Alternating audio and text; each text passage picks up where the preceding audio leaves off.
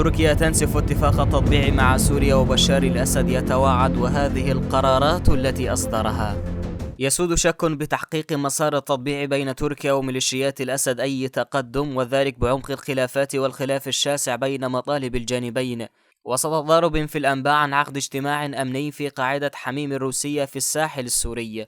ففي الوقت الذي تحدثت فيه حسابات على تويتر تعرف بعلاقاتها الاستخباراتية عن انعقاد اجتماع على مستوى الخبراء العسكريين والأمنيين لدى تركيا ونظام الأسد في قاعدة حميم ميم، نفى مصدر تركي مطلع مؤكدا أن الاجتماعات بين تركيا والنظام تعقد في روسيا. وقال المصدر إن اللقاءات الأمنية بين تركيا والنظام كانت تعقد في بدايتها في بيلاروسيا، ونقلت بعد ذلك إلى روسيا، ولا زالت الأخيرة هي المكان الوحيد، نافيا كل ما أشيع لقاءات أمنية في دمشق. وحسب المصدر فإن كل الاجتماعات هي عبارة عن تدوير زوايا المسار، فمن جهة تريد تركيا من النظام حشد قواته باتجاه مناطق ميليشيات قسد للسيطرة على حقول النفط لتجفيف منابع المال لدى قسد، وبالمقابل يطالب النظام بانسحاب القوات التركية من الشمال السوري.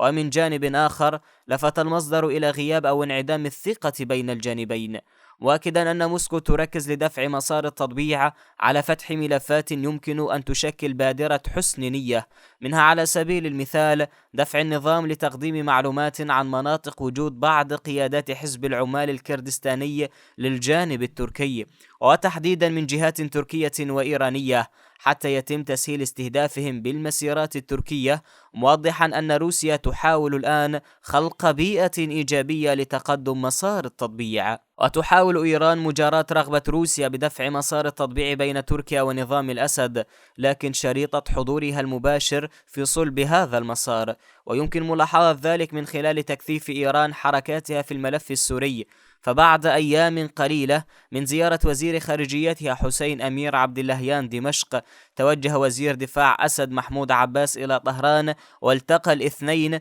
رئيس هيئة الأركان العامة للجيش الإيراني محمد باقري. وتتطلع طهران إلى الحصول على مكاسب إضافية في سوريا، معتقدة أن دعمها العسكري لروسيا في أوكرانيا يساعدها على ذلك، ومستندة إلى حضور أذرعها وميليشياتها على خطوط التماس.